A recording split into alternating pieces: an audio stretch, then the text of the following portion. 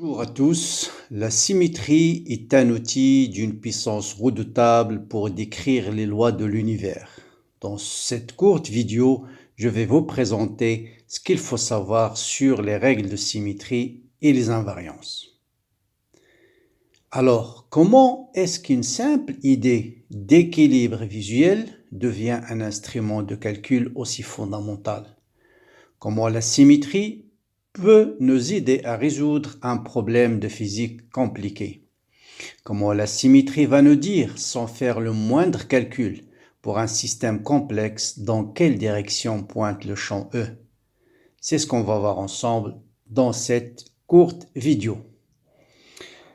L'objectif de ce complément donc est d'étudier les principes de symétrie et d'invariance.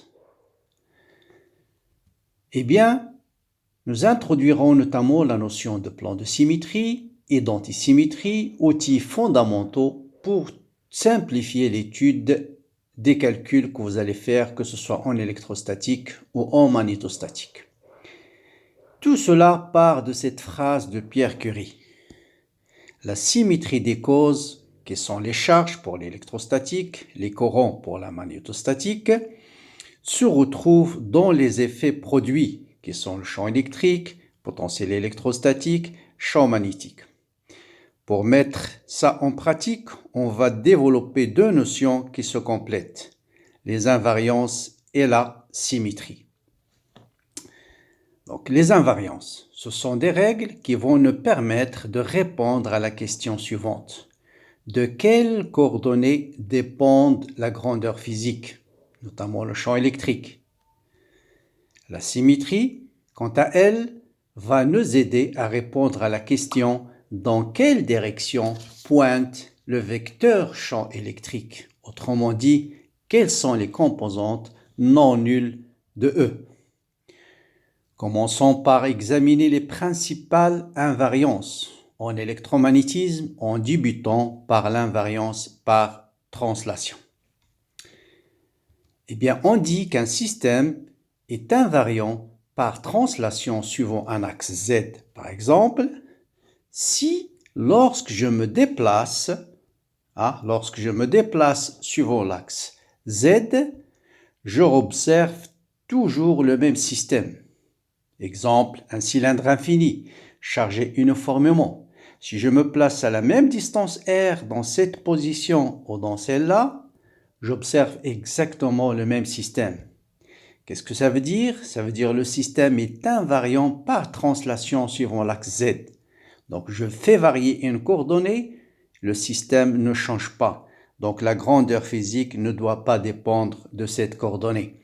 Donc, le champ qui est en coordonnées cylindriques dépend de R, θ et Z, ne dépendra que de R et de θ.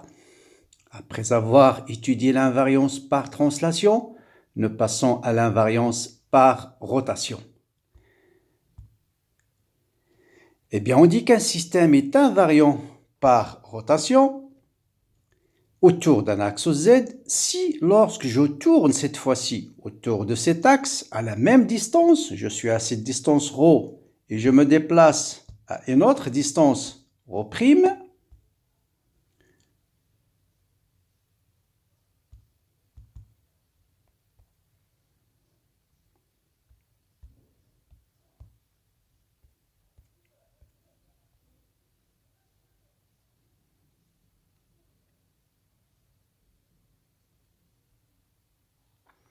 donc je me déplace à la distance θ', donc je suis à une position θ, je change, je tourne autour du cylindre, je fais varier l'angle θ, autrement dit je suis à une autre position, mais toujours à la même distance ρ. Vous voyez bien que j'observe là aussi le même système. On dit que le système est invariant par rotation. Une autre façon de le voir, je me place à la même distance, je fais tourner le cylindre autour de son axe, j'observe toujours le même système. Donc je fais varier θ, la grandeur physique ou le système ne change pas, donc le champ ne dépendra pas de θ. Bien, si un système cette fois-ci présente autour d'un même axe en même temps l'invariance par translation et l'invariance par rotation, on dit que c'est un système qui possède une symétrie cylindrique. Dans ce cas, le champ ne dépendra ni de θ ni de z et ne dépendra que de r. Donc vous voyez bien que l'invariance nous a permis de passer d'un problème à 3 variables à un problème à une seule variable. Bon, prenons maintenant le cas d'une sphère chargée. On va passer à un autre type de symétrie, ce qu'on appelle la symétrie sphérique. Eh bien, quand est-ce qu'on dit un système est à symétrie sphérique, ou bien un système possède une symétrie sphérique, si, tout simplement, il est invariant par n'importe quelle rotation autour de son centre O. D'accord?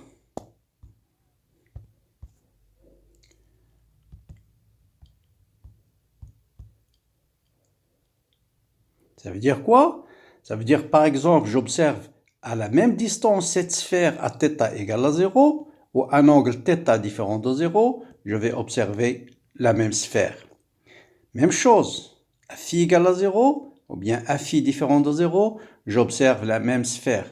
Donc le champ ne dépendra ni de θ ni de φ et ne dépendra que de r.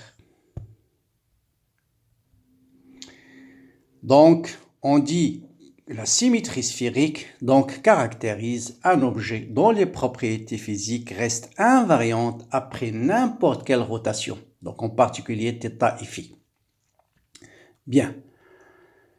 L'indépendance, maintenant, on a vu la symétrie par translation, on a vu la symétrie par rotation. On va passer l'invariance par translation et l'invariance par rotation. On va passer maintenant aux règles de symétrie qui vont nous permettre, bien sûr, de déterminer la direction du champ électrique. Donc, on va commencer par définir ce que c'est qu'un plan de symétrie. Considérons par exemple un ensemble de ces 3 charges-là, une charge positive, une charge négative et une charge positive. Géométriquement, ce plan P est un plan de symétrie si et seulement si, quel que soit le point P, vous cherchez sens symétrique par rapport à ce plan P, les deux points contiennent la même charge, même signe, c'est-à-dire la charge au point P est égale à la charge au point P'. Donc vous voyez bien que dans ce cas-là, on dit que P est un plan de symétrie. En fait, le plan P agit comme un miroir. D'accord? Bien, quelles sont les conséquences? Une fois qu'on a défini le plan de symétrie, quelles sont les conséquences? Quel que soit le point M et le point M' symétriques par rapport à ce plan, les champs électriques sont symétriques. Qu'est-ce que ça veut dire de champs symétriques? Ça veut dire leurs composantes perpendiculaires sont opposées et leurs composantes parallèles sont identiques.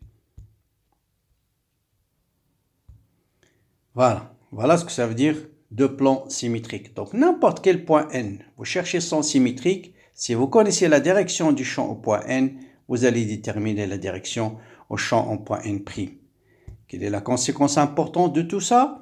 Le cas particulier qui nous intéresse, si le point M appartient au plan de symétrie, ce qui va nous amener directement à énoncer la première règle de symétrie qui est la suivante.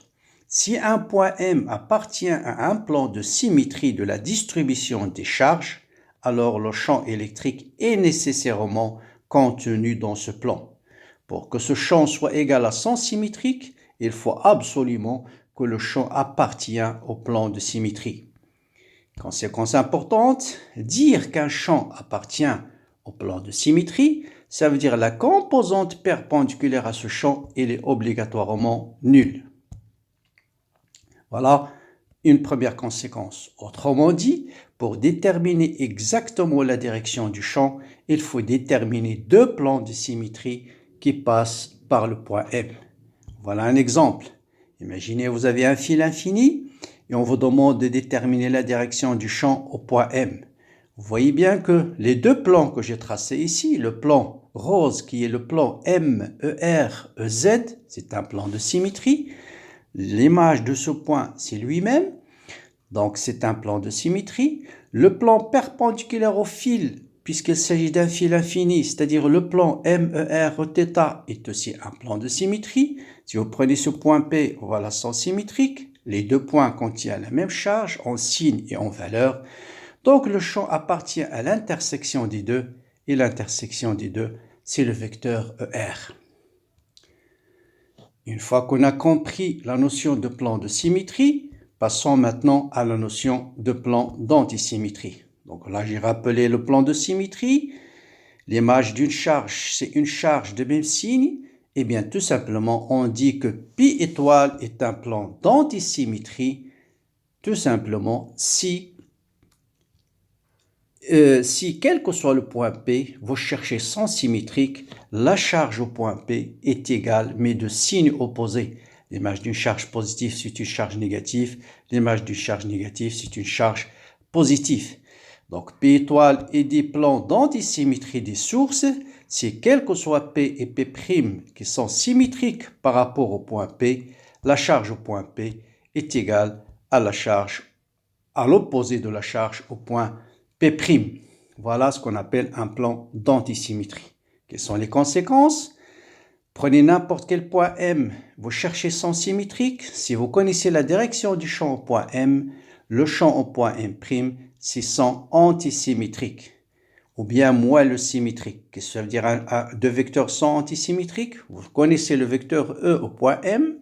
Vous tracez son symétrique et puis vous multipliez par moins 1. Vous changez l'orientation. C'est ça ce qu'on appelle deux vecteurs antisymétriques. Autrement dit, qu'est-ce que ça veut dire réellement deux vecteurs d'antisymétriques? Ils ont la même composante perpendiculaire. Vous voyez bien la même composante perpendiculaire. Les composantes parallèles sont opposées. Quelle est la conséquence qui nous intéresse? Le point toujours, lorsque M appartient au plan d'antisymétrie, ceci va nous amener à la règle de symétrie numéro 2. En tout point d'un plan d'antisymétrie, tout vecteur est forcément perpendiculaire à ce champ. Donc, obligatoirement, il doit être perpendiculaire à ce champ. Et par conséquent, un seul plan d'antisymétrie suffit pour déterminer la direction du champ électrique. On va prendre un exemple d'application. Prenons une sphère chargée avec sigma égale à sigma 0 cosinus θ. Donc voilà l'angle θ en coordonnées sphériques. Il est positif entre moins pi sur 2 et pi sur 2, négatif entre dans l'autre le reste.